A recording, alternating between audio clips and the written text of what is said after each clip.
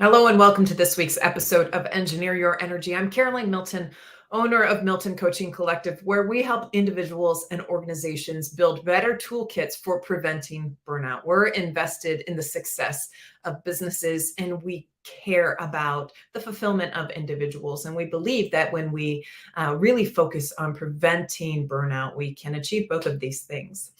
So each Thursday, I come across platforms to talk about the different steps that you can take, either as an organization or as an individual, to become preventative when it comes to burnout, to increase your energy levels, improve your performance, and enhance your fulfillment. So today I'm talking about an individual behavior, and this topic came about because I received a notification of a news article earlier this week about the eating habit that zaps your energy, according to doctors. And this article focused on time of eating, and in particular, how close to bedtime one eats could impact their energy levels the following day. So we know that the body digests food when it is sleeping. We know that that parasympathetic branch is activated. But yes, if your body is going through the motions of digestion, so the primary motions of digestion, it can impact your body's ability to move through that sleep cycle as it should. If your body is trying to digest a lot of sugar, that's going to impact your sleep cycle. Alcohol, caffeine, all of those things impact your sleep cycle and therefore your energy. In my work, I find that there's a lot around eating hygiene that can make a significant difference in energy levels, in ability to focus, in well-being.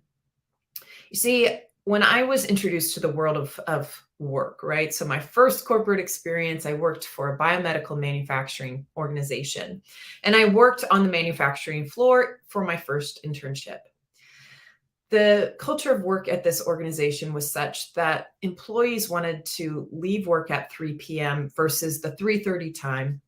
And so as a result, they didn't clock out for lunch, instead choosing to eat their lunches over a 10-minute break.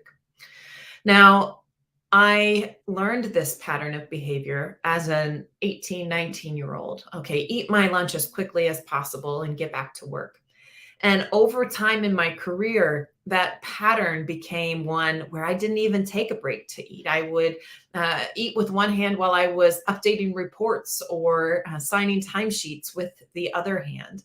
I multitasked all of my meals. And as a result, I experienced a lot of issues with digestion, with focus, with energy, with mood. You see, when you multitask your meals, your body is in a state of duress, it's in a state of stress. And therefore, it's prioritizing other functions that have nothing to do with digestion. Your blood flow is directed to your limbs, to your brain, it's directed away from your digestive system.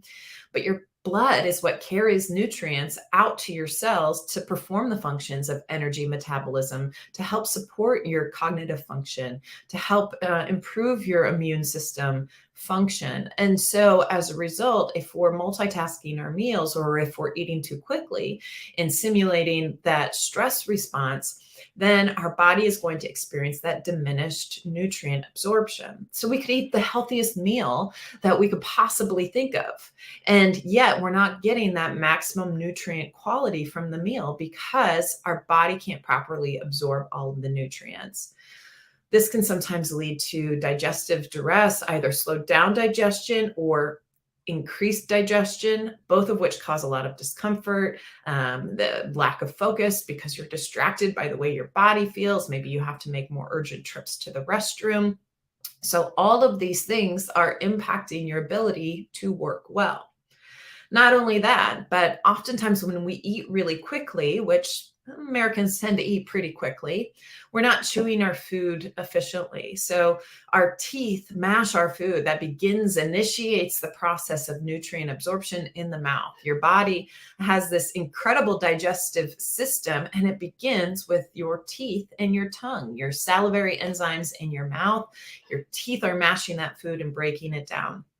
When we chew our food thoroughly, we experience that optimal nutrient absorption because our food has been mashed properly. Again, your body has finite resources. It has finite number of enzymes. It has finite number of blood cells. And so when we chew too little, we're not getting that nutrient breakdown that we need. In fact, Americans on average chew a bite of food anywhere between 3 to 5 times before swallowing it. When you consider the density of things like animal protein or some really, really fibrous vegetables, that's pretty significant. Doctors and other professionals suggest that you should chew your food between 10 and 30 times, depending on the density of food. And if our average is 3, that means we're really missing the mark. So, what can you do? Well, I'm always a big believer in tracking the data, right? Start with your baseline, give yourself an energy score, a focus score in the morning and immediately after lunch, and then start to play around with these behaviors. Limit your eating before bedtime. Notice how that translates to energy the following day. Set aside time to eat your meal. Anywhere from 10 to 20 minutes can be a great first start. Track your energy and your focus when you make that difference. Begin to chew your food thoroughly. Notice how that begins to make a difference. Do you see a difference in your energy level, in your ability to focus when you make those changes? And then, based off of your findings, keep those habits, stick with them, and find a way of making it sustainable in the way that you're working.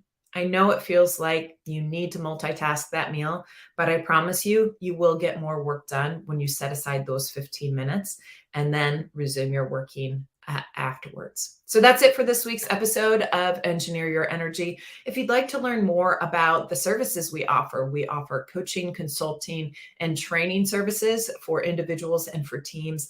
If you're looking for something, maybe as part of your wellness programming, as part of your professional development programming, or perhaps as part of your ERG programming, please reach out to us. We love to do these kinds of trainings. We make them fun, interactive, and a little bit geeky. So you can learn more by visiting miltoncc.com or by sending me a direct message. I'll be sure to reach back out to you myself and connect on a time where we can discuss things further. Until next week, be well.